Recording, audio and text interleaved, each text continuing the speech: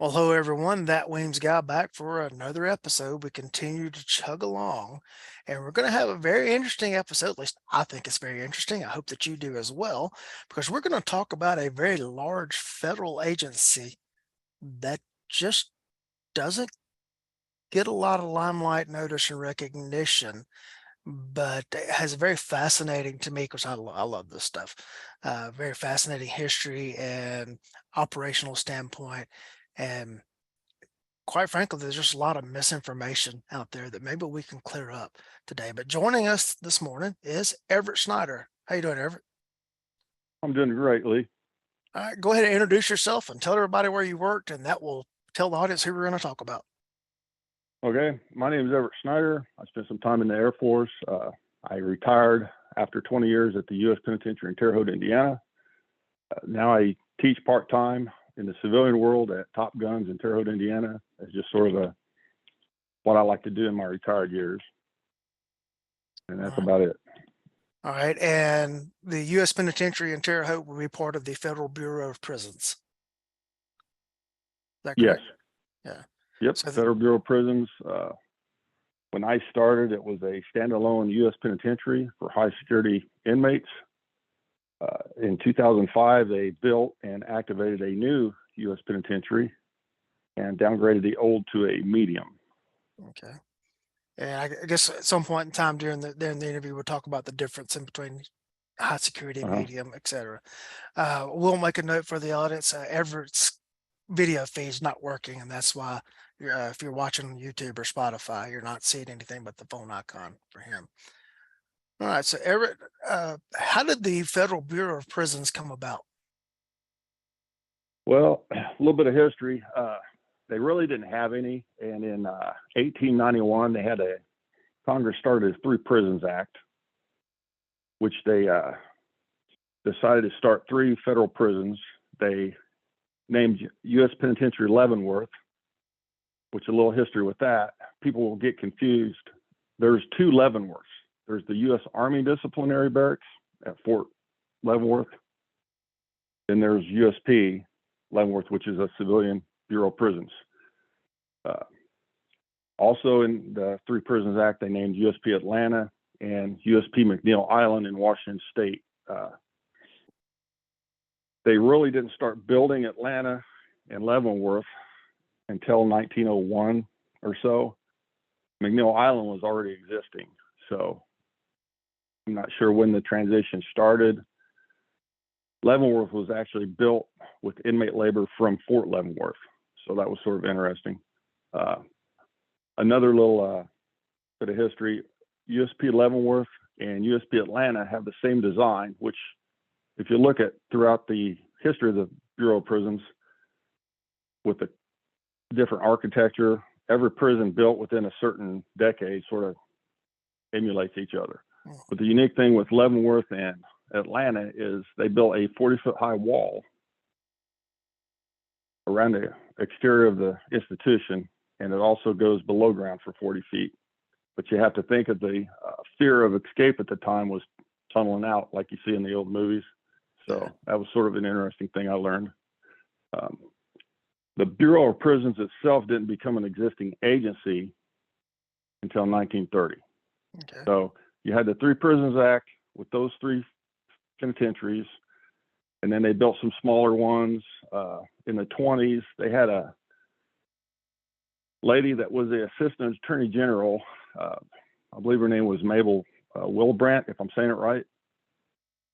She had a big calling to revamp some of the juvenile institutions and facilities for women.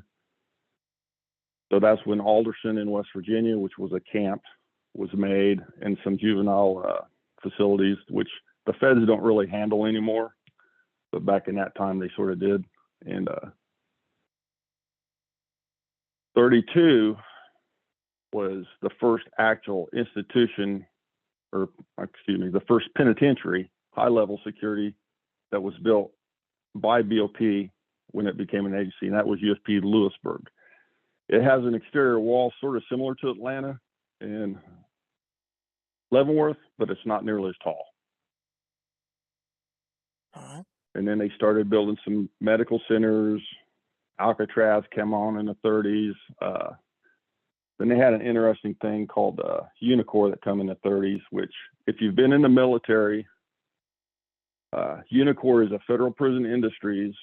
A lot of the equipment you used was made by federal inmates. So if you've got any equipment,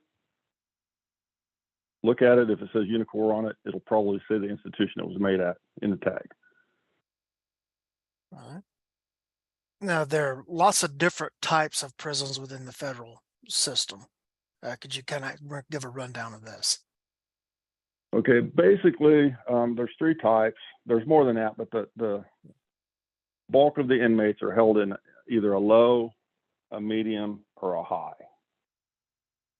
Your lows are your federal correctional institutions, as well as your mediums, and then your highs are titled your United States penitentiaries or USPs.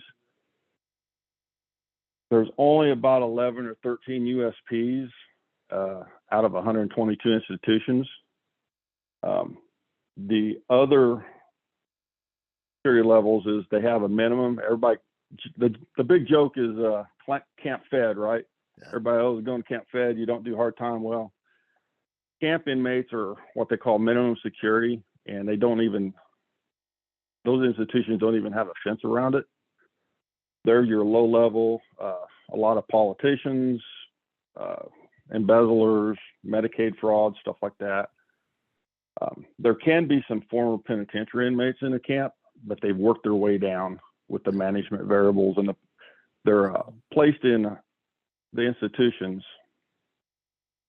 They rate them basically on their crime, their length of sentence, was there any violence in it, and then they do this when they're sentenced. They do a pre-sentence investigation on the inmate. So they basically look at everything. It's who your parents were, your upbringing, who you ran with, just about every kind of biography on you that could be written out. And that's what they use to place inmates in what they feel is a proper institution. Right. Then you're, go ahead, Lee. No, go ahead. Your major cities like Chicago, New York, which has been in the funny papers lately, San Diego, they have your metropolitan correctional centers. Those institutions generally don't have a fence. They're skyscrapers. They hold your short-term people that were just sentenced, waiting to decide where they're going to get sent to. Your pretrial hold, if say the Marshal Service, FBI arrests somebody, they'll either put them there, or sometimes with the Marshal Service, if it's out in the middle of North Dakota where there's no federal institutions, they'll put them in a county jail on a federal writ or federal hold. Yeah, I'm aware that there are instances where the federal government contracts with, county facilities to hold inmates either for pretrial. I'm not personally aware of any where they do any serving their sentence there, but pretrial, I'm personally aware of. Yeah, we don't. Being here with the big facility, we don't deal with that too much. But back in the 90s, I worked for the Marshal Service for a couple of years as a contract guard. That's sort of how I got into the Federal Bureau of Prisons. Most people don't grow up saying, "Hey, I want a career at this federal prison." We just sort of migrate to it, unless you've got family that's went through the ranks. There's a lot of third, fourth generation employees, but most of us just sort of migrate to it because the pay is pretty good. It's not a bad job. It's a sort of an untraditional kind of law enforcement, even though some people don't consider it that. So I would go to county jails with the regular deputy marshal over at Southern District of Indiana, and we would pick up certain like holds for the federal. Like ATF picked up a guy one time for a restraining order, something, I don't even remember. We had to bring him up to Terre Haute to the federal courthouse, make his arraignment. Then he was held at Vigo County until they decided what they were doing. I don't even remember where he went to trial at or what. So There's a lot of wheels in motion that people don't understand. All right. I can speak to the county level and the state level on Georgia. I can't speak to the other 49 states. In Georgia, every county, the sheriff is the chief jailer of the county. And one of the difference between the county jail and the state prison is that the county jail will have both pre-sentence or pre-trial inmates, and then they will have what we call a sentenced inmate. And in our jail, they wear different colored uniforms to differentiate them. A pre-trial inmate would obviously be someone who's been arrested and charged with a crime, and they have not been granted bail or bond, and they're being held pending their trial. A sentenced inmate will be someone who's convicted and they're serving their sentence. Now, someone who's convicted of a misdemeanor crime in Georgia, which is less than a 12-month sentence, they would serve that sentence in the county jail. For someone who's convicted of a felony, at that point, they are transferred to the state prison system, or State Department of Corrections, and they would go. So the state prisons only house convicted felons. And, in the county jail, you have the mix of the pre-sentence and then the sentence serving their misdemeanor. One of the distinctions would be is that a pre-sentenced inmate cannot be placed on work detail because they can't receive any kind of punishment. They have not been convicted of a crime.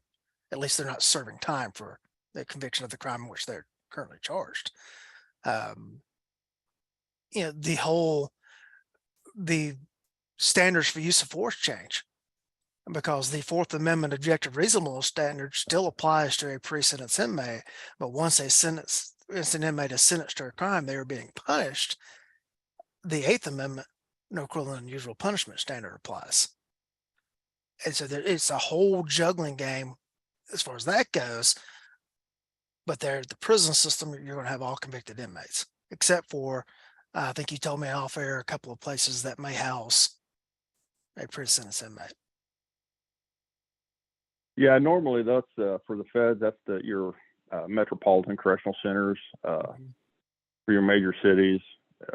They'll hold your pretrial inmates, and if they're convicted, if it's a high security, if it's a crime that's going to warrant time in the U.S. penitentiary, they've got some other management variables.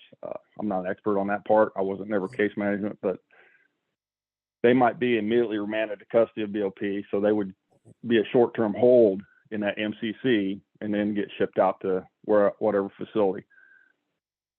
They do have a self-surrender program, I guess, or thing they do where even at the medium level, at the Federal Correctional Institute, when we became a medium, it wasn't nothing for someone had to show up by 6 p.m. and their family would drop them off. And I spent some time as a lieutenant. We'd have to go in, book them in, take them to R&D, basically put them in SHU for the night until all their paperwork caught up and case management could come in and SIS and screen them and figure out what unit they were going to assign them to, stuff like that. So Yeah. a little bit of both, I guess. We have what we call classifying inmates when they come in. Whoever's doing the booking and the supervisor, they do kind of what you're talking about with the whole pre-sentence thing there. Basically, we look at what their charges are, what their criminal history is, a whole bunch of other factors, and then they're assigned to a pod. If they're going to be staying with us, they're assigned to a pod of minimum, medium, or maximum. Whereas in the feds, you have different facilities for which those inmates go to. I went to do an extradition from a parish prison in Louisiana. Of course, Louisiana is all based on French. So they don't have counties. They have parish, and they don't call it the county jail. They call it the parish prison. Went to do an extradition of an inmate from one, and this parish was so large, and they had enough actual contracts with the state of Louisiana and the feds to hold inmates, that they had a minimum security facility, a medium, and a max facility, just 3 separate buildings, and you had to go to the correct one to get the inmate. People, So one of the things I talk about so much misinformation is people have this picture of what prison or jail is like from TV and the movies. And then there's always this people, I want them punished every minute, every second of every day. And okay, there's got to be some sort of management of inmates, and you can't treat a person, well, I guess you can. You shouldn't treat a person who is in jail for or prison for rape and murder the same as someone who's in for tax evasion. There's just different levels of bad. Well, to me, with just my experience, it seems like the feds does a pretty good job. BOP always did, as far as your minimum and your medium and your high security. Only certain high security inmates would ever work their way down to a camp. There's some that just are going to do it. As crazy as it sounds, they might be immediately released at the end of their sentence, which Yeah. For your viewers, that if they didn't know, the BOP or the federal government did away with parole in 1985. So unless you're an old school convict from the 70s, you're probably not going to go to a parole hearing. There's a couple of them still left, but very few and far between this far out. But they do 85% of their time behind a fence. As far as management, they do, incident reports and all that can affect on getting good conduct time taken or commissary restriction or whatever. That works more with your low and your medium. But if you're dealing with an inmate like at Terre Haute at the pen that's doing 4 life sentences, what's that going to do to this guy? He's got no visits for 5 years, unless it's a PVS visit, which is a clergy community. Folks will come in and visit with inmates. Little program religious services has. But as far as family, either their families all died off or disowned them, so they've not seen them. Incident reports don't go a whole lot with somebody doing 4 life sentences, so you got to sort of learn to deal with it in other ways. And as crazy as it sounds, it's all about respect. It can be the most heinous inmate that you deal with as far as his crime, but you got to sort of give them what they've got coming by policy, whether you agree with it or not. And he might be the biggest pain in your side, but if he's got something coming by policy, you got to sort of give it to him. That's what gets people hemmed up more than anything, and it causes a lot of issues unit wise, or can boil over into other issues if you don't. Yep. And I'm sure that's what results in a lot of, say, lawsuits against the BOP. Well, yeah, I mean, they've got a pretty good program as far as suing an individual staff member. They've got if they've got a grievance, like they were supposed to get something and they didn't, or whatever, something major, they file a BP, what they call a BP 8 through their counselor. Well, they get told no on that. They can appeal it to a 9, then a 10, 11 through the region. It goes all up to the regional office. They've got to go through all those hoops to file in federal court against a staff member. If they skip one, the U.S. attorney will throw it out. I was subject to a lawsuit several years ago. All I did was respond to an incident where an inmate tried to stab another inmate. That inmate took the knife away and beat him up with it. All I did was put cuffs on this guy. Well, 5 years later, here I am, have to ask for a legal counsel through the regional office and U.S. attorney, and they ended up throwing it out because he didn't go through the 8, 9, 10, 11 BP process. So they do a pretty good job of throwing out the frivolous ones, so to speak. But like anywhere, anybody can get sued for anything. It's just what it is, nature of the beast. All right. Now, Terre Haute is where the federal death penalty is carried out, correct? Yes, it's the only federal death row unit in the country as of now. Okay. And you guys house, that's where Tim McVeigh was housed, was on death row, and that's where his sentence was carried out, correct? Yeah, I hired in. They had just activated about 6 months before I hired in. I hired in April 2000. Uh, so, and it was supposed to be a special unit. It's called Special Confinement Unit. It was supposed to be like GS8, which is the grades that as an officer you start out at either a GS5 or 6, go to a 7, then 8 at the time was competitive. They've changed that. You get it automatically now. Try to boost the people to come in to work. But as a rookie, I sort of got thrown in there, which wasn't a big deal. I learned a lot from a lot of good, solid staff members. It was interesting how they did it. So I got to deal with that a little bit my first year and a half.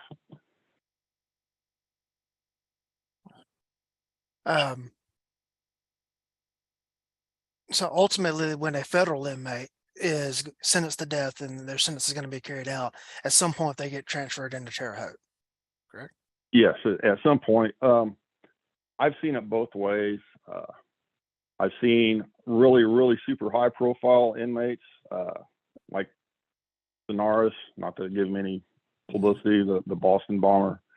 He gets sent to ADX, even though he had a sentence to death, because his lawyers argued, from what I read, he still got appeals going, this, that, and the other. And then we've had other less known death row inmates get sent right there, but he didn't have the notoriety or probably the legal support that So what's Sonaris ADX? had. That's the administrative maximum at Florence. It's referred to as Alcatraz of the Rockies. Okay. Several institutions, like when we built the new penitentiary at Terre Haute, we quit being a standalone USP and we became a federal correctional complex. That's all the rage now. The last 25 years is to build a couple different prisons at one place, which sort of makes sense in a way. Yeah. As far as you have shared services, some of your facility staff and some that, but once you get more than 2 prisons, it really gets sort of big and becomes a sort of hard to manage as far as keeping staff hired. Because one thing that's constant with the Bureau of Prisons is inmates are moving and staff are moving. They're getting promoted, taking transfers somewhere else, transfer to Marshal Service, FBI, wherever. So there's always movement. And the bigger the complex, the more wheels are turning. It's hard to keep going. Yeah, you got to have something like that in an area with enough population that you can hire staff from. Yeah. There was always, I mean, the rumor monster, right? There's always talk about building a third one at Terre Haute. I don't think we can. Two's about good. And even now, from talking to former coworkers still there, they're working a ton of overtime to fill in just, and it's not a COVID thing. It's just, it's hard to fill positions. Yeah. They have we've had a pretty good background check that, unfortunately, just some minor credit issues kept good folks from getting hired. They've had to get that cleared up. And so that sort of hurt us. Because we do the same background check as the U.S. Marshal Service and several other federal agencies. So it's pretty stringent to get on. Yeah. What is the basic training like for a Bureau of Prisons officer? Well, I'm just going to tell you the evolution at Terre Haute, because every institution's maybe going to do it a little different. When I hired in, we had a week and a half, 2 weeks of what they call institutional familiarization, where you go over classes, and because you get a pool of people that with prior military law enforcement, or you get some folks that's never done anything, never shot a firearm, anything. So it's pretty basic. Then they sort of throw you to the wolves kind of thing. They give you with the senior staff members, sort of keep eyes on you. That's how it was when I rolled in. Terre Haute, around 2005, 7, when we got the new institution and became a complex, we had a bunch of staff members because we did a lot of hiring.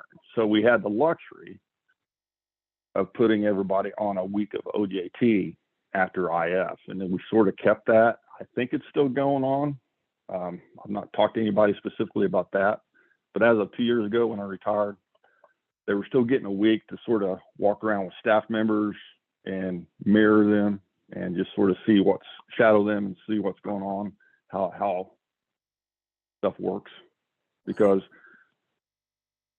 they've got the way that they tell you that it's supposed to be, and then sort of the line you sort of have to walk, like everything. And then at some point, it's supposed to be within the first year. You go to FLETC. It's a 3-week course. A week of it's firearms, and then the other 2 weeks, a lot of different scenarios on dealing with inmates, a lot of verbal judo, kind of how to talk an inmate down, things like that. Okay. The problem with Glencoe, with how they were running it, is there's only 11 or 12 U.S. penitentiaries. We have a different kind of inmate population than these lows and mediums. So a lot of the stuff they did at Glencoe was for the other 110 prisons, not so much the penitentiary. So I almost wish they had a different week longer thing for that. I've got a friend that's a federal agent, and when he talks about certain training at FLETC, he says FLETC has a lot of daddies, and FLETC has to keep them all happy. And so you get this general watered down, catch all approach that kind of works for everybody, but then again doesn't, like in you're talking about with the USPs. Okay, there's specific stuff they need that a general program is just not going to cover. And I guess that's what you get in your institutional field training programs. Well, and one thing we run into we get a lot of folks from the state. They hire because BOP pays double, triple the money. We got a lot of good overtime, so everybody goes to the state to get experience, and they come over. The problem with a lot of state prisons, and I'm not knocking anybody that works there, it's just the inmate that they have they're not high security inmates. So, like I mentioned earlier, an incident report means something to somebody that is getting out in 6 months or 2 years, or isn't really a problem. That means a lot. Yeah. So they'll come over and they'll want to sort of. I really hate the movie The Shawshank Redemption. I despise that movie because it makes everybody look stupid, on the take, dirty, just a bunch of Percy kind of things from the Green Mile. And that's not the case. But you get these, and generally it's younger. I'm not picking on anybody, but it's the 20-somethings that want to be that trooper on the interstate, right? They want to try to write all these tickets, and I've seen them get laughed out of housing units, and we've had to go in as senior staff and sort of quash the waters and pull the youngster aside and say, hey, this might work better for you.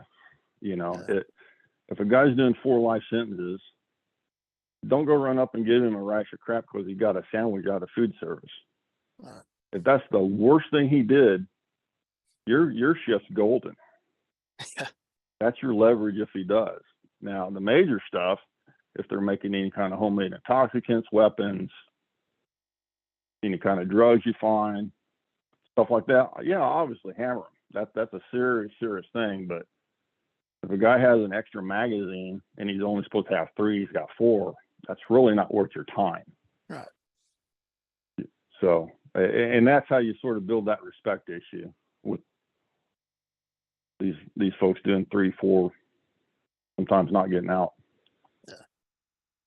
Yeah, and that's one thing is for the public to understand is the corrections officers and everything, they still have to manage these people who know that they're going to die in prison, or they know they got years to go. And there's got to be some incentive for them not to be a constant fight or a constant problem.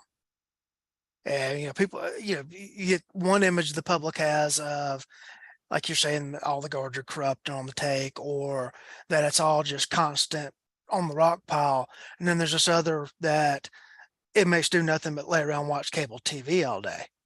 And that's just not the case. Those are certain No, things. no. Those are privileges that inmates earn. Okay, if your unit goes for a week, this whole week without any discipline problem, you may get to watch something on TV, and that is a motivation for that unit to, for everybody in that unit to pitch in and not act up for that whole week. And they might get to watch part of a football game on Sunday or something, or, and that's just one example. In our jail, um, the inmates only get 3 channels, and the staff decides which channel they're going to get and what time they're going to get which channel. So it's not like they're sitting in there with a remote control in the unit, deciding that they're going to watch it all laying around all day. They only get so much time in their common area. They get so much time in a rec yard. They get so much time, and and all that is determined based on their classification. Max inmate may get 1 hour out of their cell a day, and the rest of the time they're in a cell with the door shut, and they may have a book or a magazine to read, but that's it.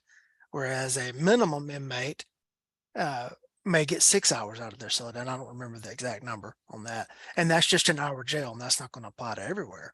But there are systems that are in place for managing all of those kind of things, and for inmates to maybe go up and down in the classification system depending on how they are behaving in jail, and that gives them incentive to behave. Like, and I'll give a for instance. In our jail, the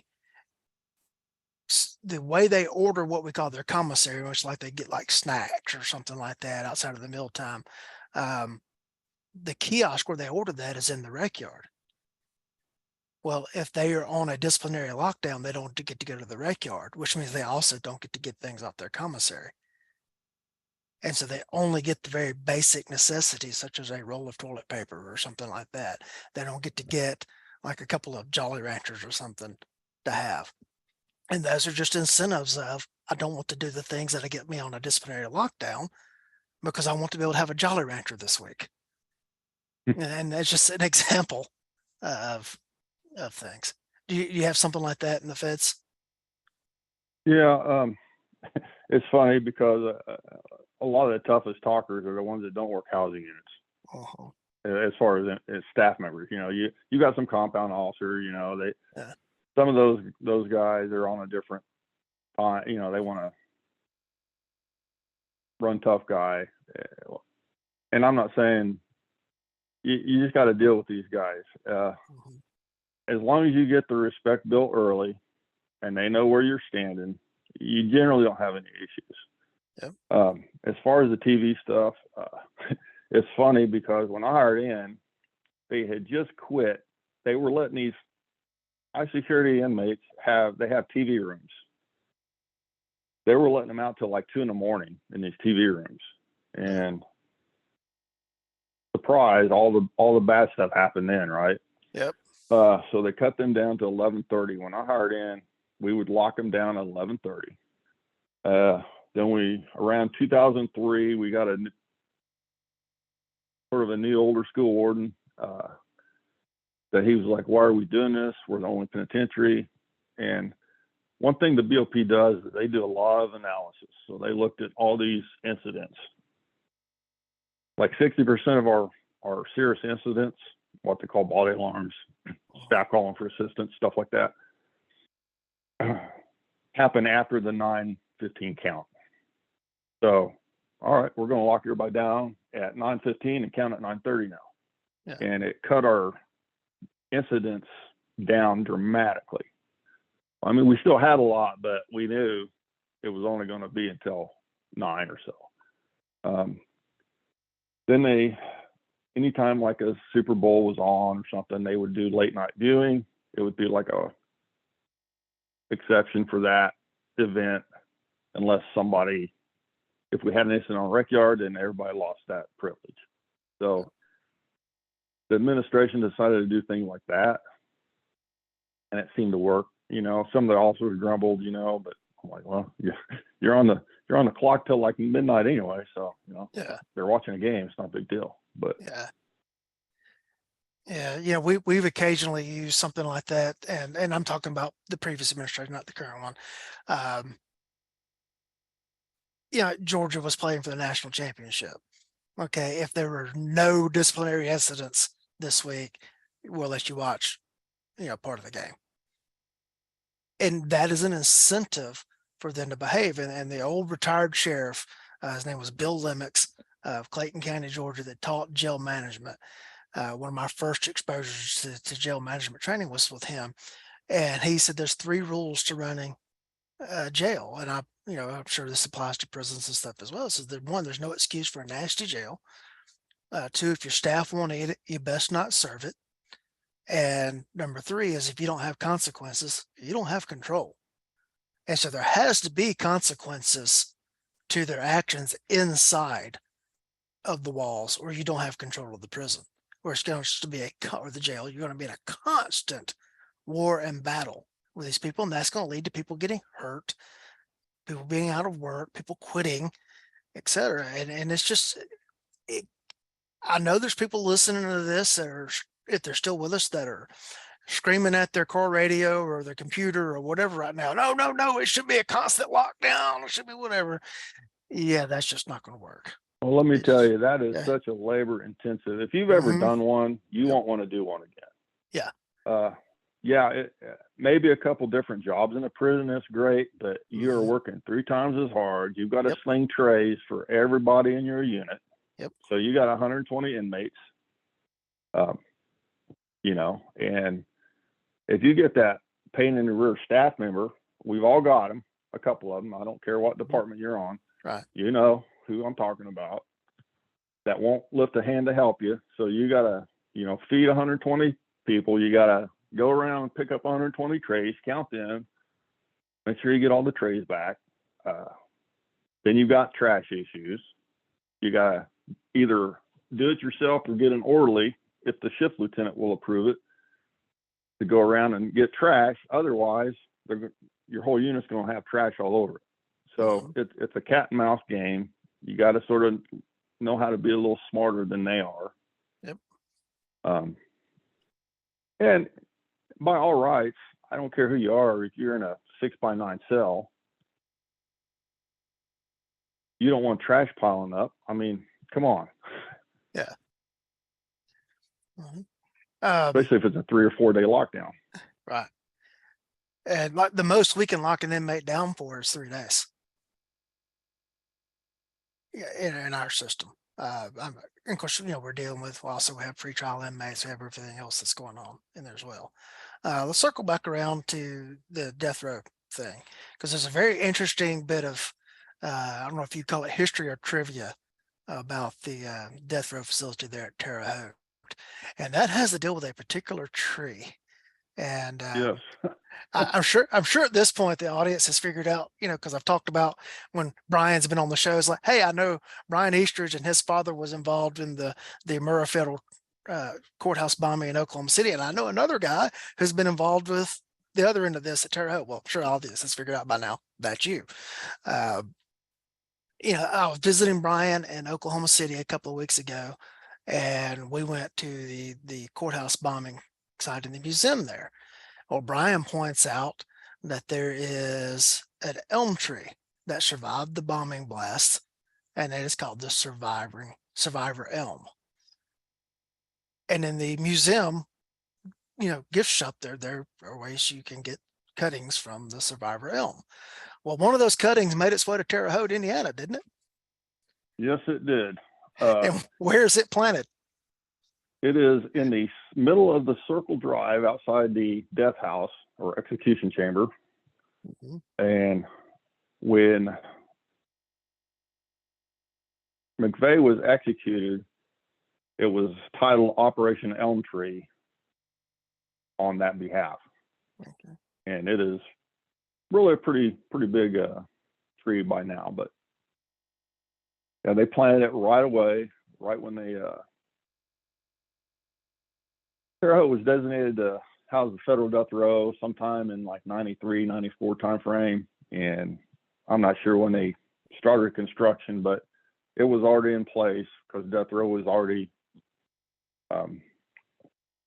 established, and they had inmates there when I hired in 2000, and they'd already planted that tree. So sort of neat that something from Oklahoma made it all the way there. Just for anybody that sort of follows history and current events. Did McVeigh see the elm tree when he was transported to the execution chamber? Yeah, I'm sure he did. I was in a tower, so I don't know what was going on in the van, but I'm pretty sure he walked right past it or was driven right past it. There's another interesting stat that a lot of people don't know with McVeigh. He was only convicted of 8 counts of murder. You got to look back into that time frame in the 90s. The government had this big concern because that's when the sovereign citizen movement and the militia movement started gaining a lot of traction in the media. People started sort of following it a little bit. They were worried about a mistrial or an acquittal. So only following the 8 counts of murder of the federal officers in the building, that left them open. If he got acquitted, they could turn around and file 160 other counts, and it wasn't double jeopardy. Right. So, in fact, when it came time to get executed, they sort of fought that because all these other folks in Oklahoma were going to get to watch the execution, but he wasn't convicted of their family member's murder. So his attorney sort of fought that, but the government's like threw it out and said, no, get over it. They're watching. So. All right. Now they bring in guards or officers that have not been directly involved with housing the inmate to actually take them to the execution chamber, correct? Yeah, how they do it is the Bureau of Prisons has what they call crisis management teams, and there's like 6 teams. You got crisis support team, then your special operation response team. That's your warden's lethal option for anything. A lot of people associate hostage rescue, but the bulk of that is moving high profile, high risk inmates, VIP protection. Then you've got your disturbance control team, which do more of the sticks and gas and inmate movements inside the facility. They work hand in hand. SORT moves the death row inmates to the death house. Terre Haute does, but then the TDY staff from other institutions, once the death row inmate is inside the facility or turned over, all those staff are non-Terre Haute staff. And the reason they do that is most people have heard like a Stockholm syndrome. They're trying to keep that from happening. So to take because somebody's on death row for 10 or 20 years, if you're that case manager, you're dealing with that inmate every day, and everybody should be professional. And okay, here's the line, don't cross it. But at the end of the day, some people are human, and that's the very small percentage of staff that get in trouble for trafficking or whatever. It's normally like not a traumatic incident of Stockholm syndrome, like where you're held hostage, but over time, you just sort of, they quit looking at that inmate like an inmate. So I think that was put into place. The guy that sort of wrote the program still lives local, smart dude. I don't think a rock was left unturned when he wrote that whole program up. Could you discuss some of the other special teams that exist in the BOP? Okay. I mentioned SORT and DCT. Then you've got your command center. Could you explain what those acronyms mean? Because the government loves their alphabet soup. I know they do, and sometimes you just sort of forget. Yeah. So you spew it out like even my wife looks at me like, "What?" Yeah. Okay, your crisis support team is made up. They're the most activated team in the Bureau of Prisons. They've got psychologists, just doctors, everything, and they activate them anytime if a staff member gets seriously injured from an inmate attack. We had a severe flooding issue here in 2007-8. They were activated because we had several staff members lost their houses.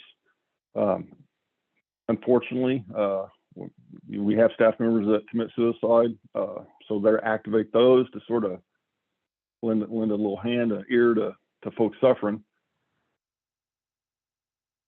Then your Special Operations Response Team, or SORT, which I was part of for about 11, 12 years, they're your lethal force option for the warden. A big section of training is like building entries, hostage rescue, but the bulk of our activations we're doing inmate transports. We go to Lewisburg, pick up a special management inmate that was going to the ADX in Florence. We'd bring them back, remain overnight at Terre Haute. Next day, we'd go somewhere. I won't say where, but we generally, we used to drive all the way to Florence, but that got to be pretty taxing. So we split the trip with the Florence team and met them. They also have been activated to go to like hurricane. They fall under the Marshal Service when all this happens. So everybody sort of jokes about, oh, you're just a guard or officer. Well, you got statutory powers of arrest even without being activated with the Marshal Service. But part of the SORT team gets activated and goes to Florida. They've been to Texas. They've been to the disturbances in DC a couple years ago. So they can go all over just on a whim. You get that phone call and it happens. DCT sort of supplements. They do a lot of inmate movements if we're locked down. One example, we had a fight on the rec yard with a bunch of dirty white boys, ABs, like 200 inmates going at it, bone crusher, shanks, everything. It was on a Sunday. I'm getting ready to go on a motorcycle ride, phone rings. We go in there, like 9 people getting carted to the hospital. So DCT and SORT comes in. We've got a rec yard full of inmates, so we got to go out there, flex cuff all of them, search them, did a medical assessment on every inmate to note injuries. So if they were involved or not, review SIS or Special Investigation Section would be reviewing cameras, see if they could ID the key players, stuff like that. So while DCT and SORT are separate, they also work together because everybody on SORT's trained with the less lethal and use that to sort of supplement DCT on your bigger events. DCT also was pretty crucial as far as on executions, doing the outer perimeter around the grounds, because our institution, 1,100 acre facility, we're butted right up against the Wabash River. So basically sea, air, and land, you could get invaded. So without the DCT team, I mean, they helped out a lot. I know some of the SORT guys don't, there's that inner team rivalry, right? SORT DCT, but you sort of got to work together because you're all in the mission together for the solid outcome. And it's also not uncommon to TDY other SORT teams into Terre Haute for things like executions. If something goes on in Florida, you have to link up with other SORT teams from other institutions and go there as one unit. And not every institution has a SORT team. There's only like, I think 26 SORT teams in the country out of 122 institutions. So it's a special team. Not everybody has it. Most everybody does have a disturbance control team.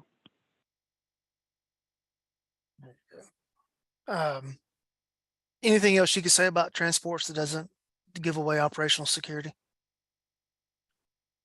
No, we're we're pretty blessed at Terre Haute because, and I'm not giving away any family secrets. It's in the program statement. Anybody's free to research it. Inmate.com. Once you take one inmate trip out, half the institution knows what time it is. As far as a basic escort, Terre Haute is very unique in we're one of the few institutions that everybody gets issued a firearm and is treated we got a pretty good rapport with local law enforcement. So we're treated very good, where some areas of the country are not. Other places aren't issued, that they're only issued maybe one firearm. I won't get into the sort moves. That's a totally different animal, but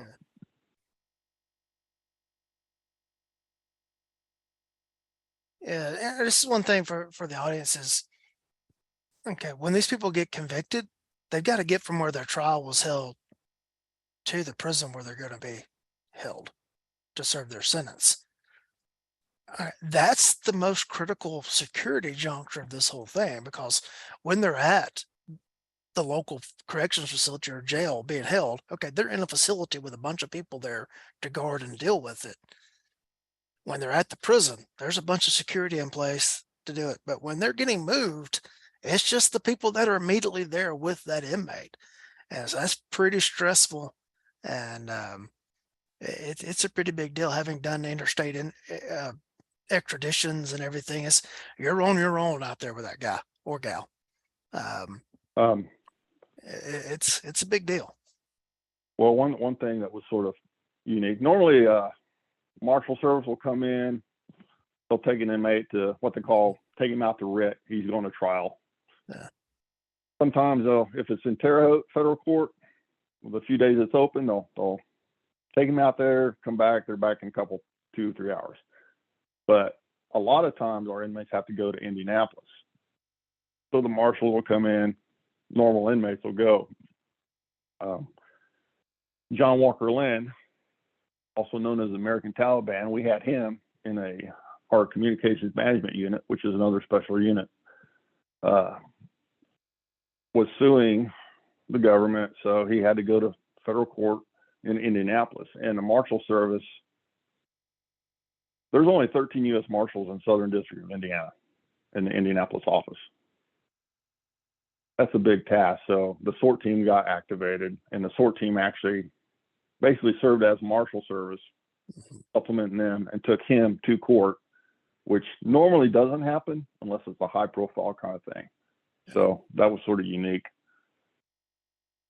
Yeah, we had 2 deputies go to Kansas or actually to Nebraska to pick up an inmate, and as they're coming back through Kansas, they notice a car is trailing along with them, and they get on the horn and get in touch with the Kansas State Patrol, who catches up with them, or whatever Kansas's highway patrol is, catches up to them and stops the car, and it turns out it is the girlfriend of the inmate, and she's trailing along, hoping that there's a chance that he can make an escape and they can do their getaway.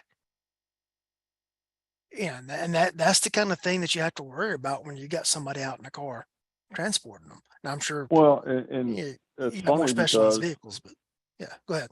well, a lot of people, that's just a case you heard about or knew, could confirm. How many of them Right. could have been, but you didn't know Right. that they were there. We had a high profile death row inmate we went to Springfield to get and come back middle of the night. Well, this guy has $1 million bounty to get him out. I'm not making this up. Right. Access to 100 million and ties to Vladimir Putin. You think our hair wasn't up a little bit? Yeah. So we're outside Springfield, about 20 miles, and which we were loaded for bear. That's what we do. And we passed 2 vehicles that were sort of similar to a basic transport vehicle. Our stuff wasn't basic, but at 2 a.m. on I-44, wasn't nothing. I don't know, but it got my attention real quick. But we were, I think, so overwhelming force in the way we were driving Right. reckless. We have a certain way we drive. Mm-hmm. They just, if it was anything related, they disengaged because of just the Yeah. side of us, I guess. Yeah. And because for routine movements, like you're transferring from one facility to another, you can kind of do that with the inmate not knowing what time it's going to happen, but they know when they're going to court. Oh yeah, The yep, they lawyers know. know when they're going to court. The people at the courthouse know when they're coming. News media knows when they're coming. And so those movements are a little more hairy because everybody knows that the guy's on or gal's on the move at that point. And you have to be very, very, very careful during those things. Um, um, let's switch gears here a little bit. And this show often deals with firearms training, so let's go to the firearms history. What was the BOP originally issued, all the way up through what are they issuing now, and kind of talk about the training aspect. So, what was the original firearm that was issued for BOP? Well, until recently, it sort of was a smorgasbord of guns. Starting out, from people I've talked to, obviously the Model 10 revolvers, the police positives, the 1903 Springfields, and the 1897 trench guns, some Model 12 Winchester pump actions, up through the probably 60s. I know from the 80s on, they had some Model 10s and some police positives for handguns. They actually had some M1 carbines up until like 89, 90, I think they were using. And the penitentiaries had M14s in the towers up until like 95, 96. I think Terre Haute was one of the last ones that I was told that had the M14s, along with the M16s. I'm not sure when the 16s came on, probably sometime mid 80s, I'm presuming.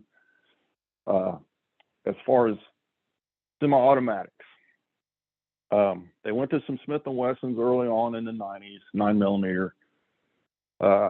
Supposedly there was a lawsuit, I don't know, but then they got Ruger P89 double action onlys. Talk about a boat anchor. But when I hired in, we were running the P89s. And when I went to Glencoe in 2000, they had P89 double action onlys and some P93 double action onlys, the smaller aluminum frame. I went to Springfield, Missouri in 2004. I got selected to be a firearms instructor, and we shot P94s in 9mm, P89s, and some P95s, all double action only. The P95 was a polymer frame. Yeah, the P95 was a polymer frame. Around that time, the Bureau went to the 92 Vertec in the D model, double action only. I'm a revolver guy. I started out in the Air Force with a revolver, and the old Vietnam vet guys were sort of my mentors. I feel like I was trained right. So I love a revolver, but the Bureau qualification just for employment, they shoot 30 rounds. This is not for trip officers, it's a different course, but just for employment, it's a 30-round course, 12 rounds at 3 yards, 18 rounds at 7. I mean, Ray Charles could pass that thing. A double action only Beretta is not a great gun to issue someone that only shoots once a year. That's just my opinion, for whatever it's worth as a revolver guy, but not a bad gun if you shoot a lot. But that's what we had, and we had a pretty resourceful lock shop officer who, the lock shop is the department that's over all the firearms and the locks and the security department. He around 2007, we were supposed to be going back to Ruger. The Bureau couldn't make up their mind what gun they wanted. He secured a bunch of double action only Beretta Centurions from the VA police because they were moving to SIGs. Those worked out pretty good. Now, in 2014, they were supposed to be going to Smith & Wesson M&Ps, but if you go to Glencoe, you get to shoot a Glock. So there's sort of a smorgasbord still. But now, fast forward, the general issue is supposed to be a Glock 47. They're mirroring off the Department of Homeland Security contract. And I talked to a guy a couple of weeks ago. He said supposedly Terre Haute got their first shipment of 47s in. I've not confirmed it, but I think that'll be a better gun for all across the board because those Berettas were pretty long in the tooth. Yeah. As far as SORT, they had their specialty guns, which when I got on SORT, SIG 228, 9mm, and an MP5 was the two basic platforms. We had M16s, and then you had your sniper rifles. The sniper rifles selection was more of a smorgasbord than the handguns. I got selected to go to sniper school or marksman observer school in 2007, and I went to Camp Blanding, Florida. It was through FLETC. The guy that ran the program, great dude. He very knowledgeable. He was actually on the SORT team at Talladega, Alabama, when they had the riots in '91, and he made entry. A lot of people don't understand the history with that. Is a bunch of Cuban inmates took over, so they called FBI's HRT team. So when Attorney General Barr gave them the okay to do the immediate assault, the Talladega SORT basically went after the inmates to contain them, and HRT went to secure and rescue the staff members that were held hostage. So he was part of that. So I've been sort of blessed as far as getting to pick ears of people that were in some pretty phenomenal crisis situations. But he ran that sniper program pretty good. But to get back on track on the guns, I went down there. I had an old Remington. I saw SIG Blazer back when they made the Blazers. I saw Accuracy Internationals. I saw Macmillans. I saw some just Remington M40s, just about anything that had a bolt on it in a Remington action. What was there? We got some Chandler sniper rifles on Remington actions shortly after that, which were really, really good rifles. I think a little bit overkill for a law enforcement mission, but I wouldn't complain about getting to shoot it every month. So, yeah. What's just the run of the mill firearms training for a just standard BOP employee? Okay, they break it down in layers. Basically, you've got your standard for employment. The story has it that everybody was required to shoot the BPT course, which is a 66 round course out to 25 yards. But a significant number of people were failing. Well, that was a condition of employment. So they changed it and made one just for employment, was this 30 round, what they call a ART, annual refresher training course. It's pretty easy. We actually, just for a joke, blindfolded ourselves and shot it one day, and we passed. This was an instructor's at lunch when everything was safe. It's just one or two people at a time with somebody standing by them. So your audience doesn't go, safety. Just as a trial to see if we could do it. It's pretty easy. They just count hits, and you only need 21 out of the 30 rounds need to be somewhere on a man-sized silhouette. Then your BPT goes by points. So you've got to have at least 247 points out of 330. Then your your instructors have to shoot higher than that, and then SORT has to have 286, I believe, was the cutoff. Then, as far as SORT training, we had our own firearms training we did every month.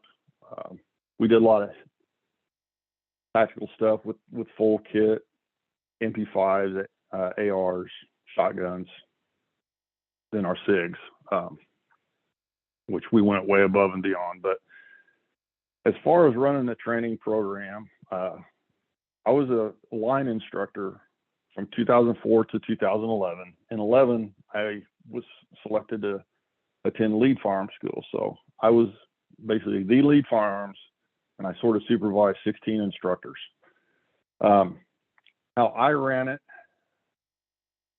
I treated it different because in the Bureau of Prisons, everybody has to be qualified on firearm as far as BOP employees. So I sort of wasn't as rough on a 4'9" religious services secretary as I was a trip officer, who that was his bread and butter. He needs to know better and do better. So I was sort of on him a little bit more. She just needed to qualify an ART course to keep her job. We're not going to hand her a gun in a crisis. She's going to be our recorder, right? Yeah. And then the SORT guys, I definitely was harder on that because that's what you're supposed to be doing. So that's sort of how I broke up and some folks liked it, some didn't, but funny story, the lock shop person that carried the VA guns, he was referred to as the bad range guy, and I was the good range guy because I didn't get too upset about much as far as with the secretaries, and he just sort of had a Arlie Ermy attitude on life.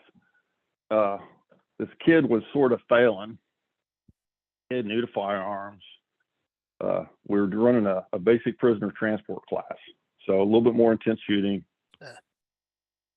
Well, he was trying. He was legitimately trying and listening, and so my buddy starts wanting to just start doing the drill instructor thing, and I'm like, let's just talk to this. We're giving him a loaded gun. We're getting through. He's getting there. Well, he starts yelling, "You need to just pull your head out, blah, blah, blah." And this kid's like, let me back up. This guy there should only be one gun allowed, and that's a Glock only. He's a Glock fanatic. Well, this kid goes, "Well, I'm really trying. I bought my first gun." My buddy goes, "Well, what'd you get?" "Well, I got a Glock." It'll be all right, buddy. We'll get you there. It was just like snap, change his attitude. We didn't give him a hard time for that or nothing for years past, but anyway. I'm sure it never came up again. No. Funny range stories, but we got a decent firearms program. It's just like a lot of agencies, and FLETC's got some great training. I got some great training on the SORT side, because I was a SORT trainer as well. I'd go to you and certify other SORT teams. But the problem I had is a lot of the line instructors, if they let some of us pick them, they worked out pretty good. But if it was one of those, we all got those political appointees, they generally didn't work out too well, and they were crappy instructors. They didn't know how. They were great for being a safety monitor and running a test, administering that yearly test to qualify. But as far as 1 year earlier podcast, you mentioned about quit jerking the trigger, but they don't know how to tell you to quit jerking the trigger. But I tried to inform folks on, hey, this is how your hands work, and one thing that helped me was I did a lot of reading. I followed like guys like Dave Spalding, Cooper's Corner, stuff like that from the 80s and 90s. And then I was fortunate enough to go to some training with Dave. I just went to training with you last year. I wish FLETC would incorporate some of the stuff from the civilian side, and it would make people be able to troubleshoot why students or why agents are failing. Yeah. And then courses wouldn't have to get changed or watered down. I mean, even the air marshals watered their course down. Yeah. So Yeah, I don't know if the joke originated with Tom Givens, but he's where I heard it from. Is what's the number one injury for firearms instructors? And it's throwing their back out while lowering the bar. yep, that's a that's a that's a spot on example. Yeah. Well, and even the sort teams, to get on sort, you had to get vetted. Basically, you could turn in your memo. They put an announcement, hey, we're taking tryouts, and you put a memo in and list some stuff or whatever. But you're already sort of getting recruited when you start in working for BOP. Different people like team leaders and such, they would sort of, hey, this new cat, he's squared away. He does his job. And if you got a little military background or something, you talk throughout the shift, and they're sort of like, hey, would you be interested? Not everybody that turns in a memo gets invited to try out, but it was a pretty brutal day, physical, and then you had this hellacious interview with the team. And basically, if one person on the team had an issue or some red light, they would discuss it, and if the other team members could, hey, let's just give this kid a chance or whatever, then you get voted on. And then of course the warden had to approve you, captain, all that. But it was pretty strenuous to get on. But we only had about a 12 or 15 man team. It was pretty small, but we were good. When we became the complex, they started moving the numbers up, or they wanted the numbers up. So it seemed like that bar started getting low there too. So you got some people that, I mean, not to be mean or nasty, but I wouldn't have picked them. Yeah. But new era, and I'm retired, so.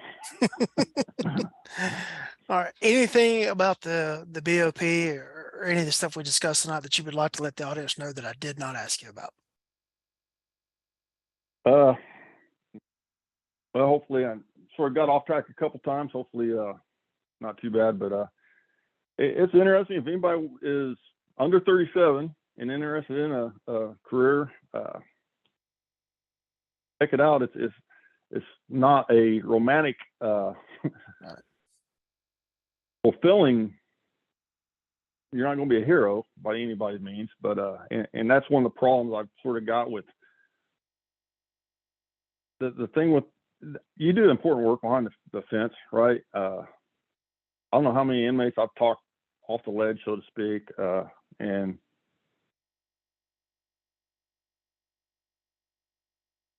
you just don't get a lot of attention about how good you did do. And the media is sure not going to tell you. I mean, you got movies like Shawshank Redemption. Everybody in the media or any movie, how do they portray prison in general or employees? They're dirty. They're on the take. They're don't have a lot of intelligence. You name it. It's always negative. But you watch the same movie about some police department or military, they're all the heroes. So that sort of puts a stigma over, I think. But it's not really that bad. You just gotta not pay attention to what other people say and just go. I made a good career of it. I had some fun, had some headaches. It can be a headache, I'm not gonna lie, but it's not that bad. So if anybody's interested, and the good thing, if anybody's interested in, like, say, the Marshal Service or whatever, your time stops if you get into BOP because you're on that federal LE pay in retirement. So several people use it as a springboard to go to the Marshal Service, FBI, whatever. So just something to consider. So it's been pretty good to me.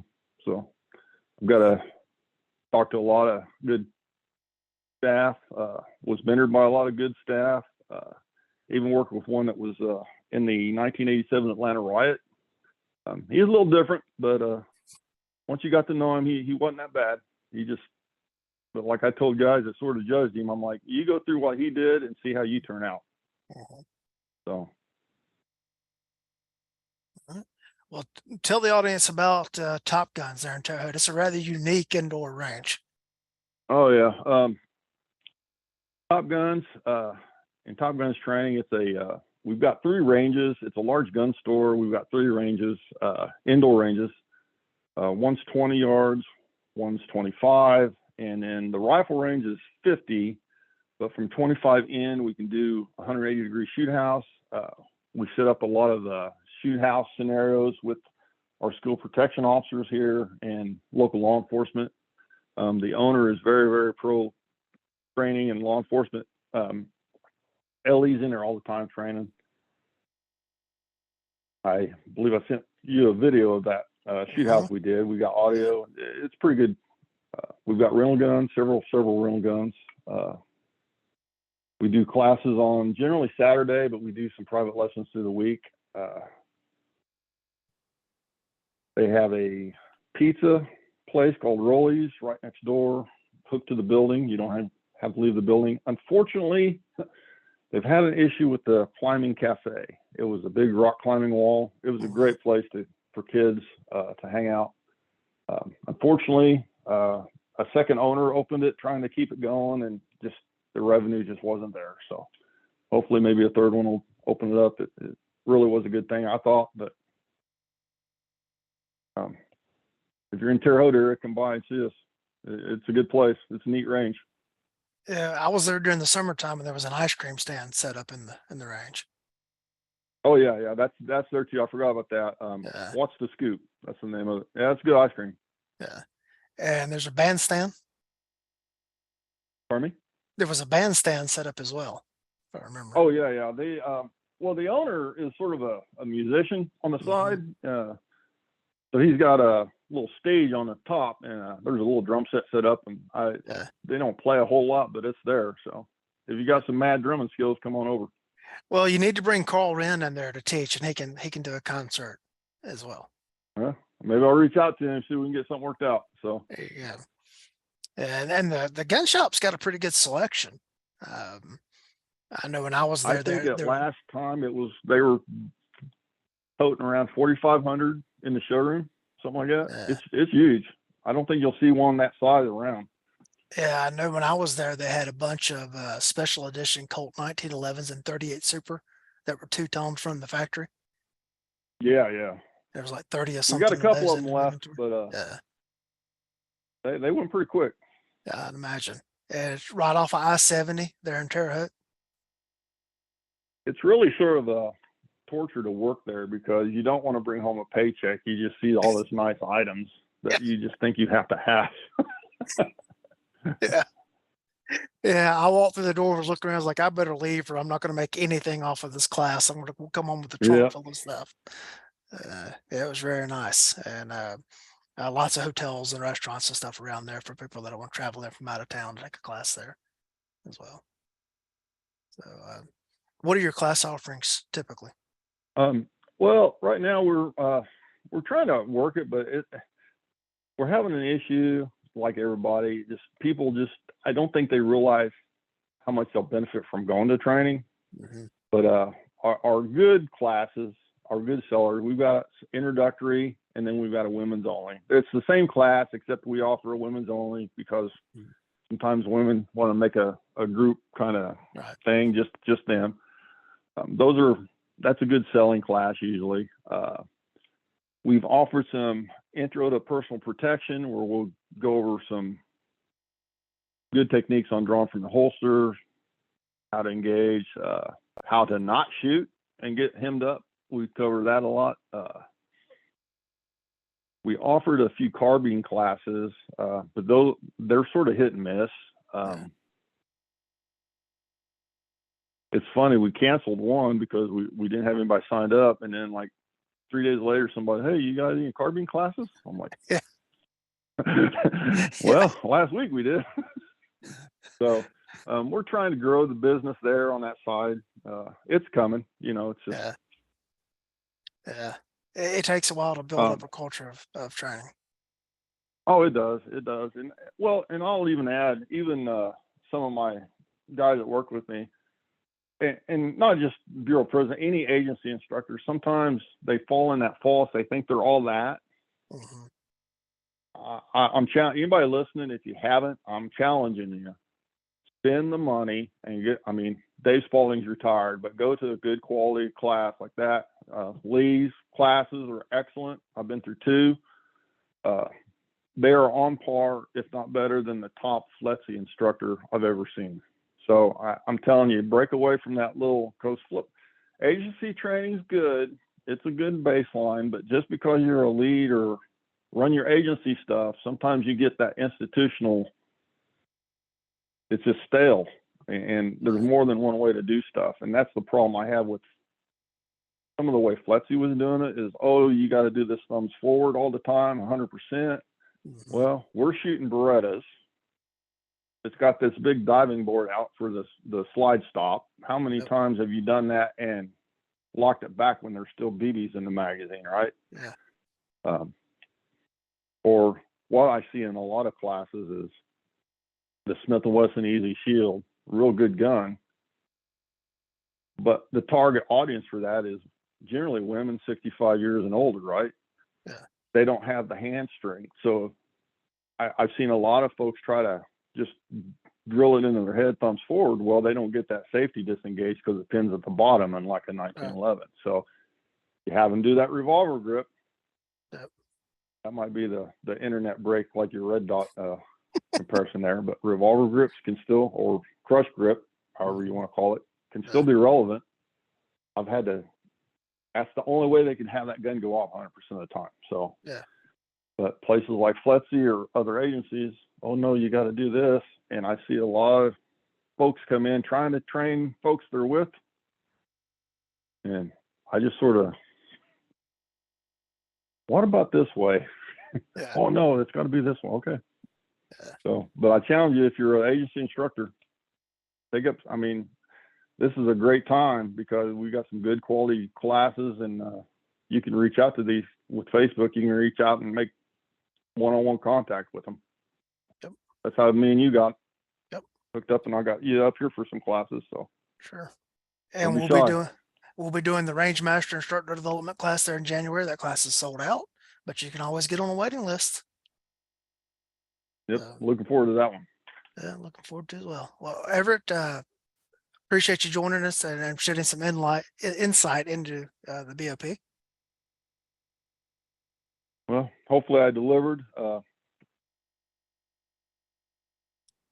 hope so. I think I'm glad you asked me, and I had fun. Sure. It's a little bit different from some of our previous episodes, but then again, not different from our previous episodes because we're trying to, capture and document some history. And just, I think this is, it's one of those things that's just not talked about a lot. So hopefully the audience found it or finds it interesting. I guess we'll know when we start seeing the numbers this coming week when the show goes out there. Sometimes I put one out and I think, oh, this is going to be great, and gets kind of normal numbers. And then sometimes I put one out thinking, and that one blows up and does really well. And so it's just, you never can tell what's going to strike a fancy with the consumer. But I enjoyed the conversation because I enjoy talking with you, and I always like getting the history of stuff documented and just letting the public hear about what actually goes on that they might not really know about. This is the big thing. Well, Everett, thank you for your time, and to the audience, we know that your most important asset is your time, and thank you for choosing to spend it with us.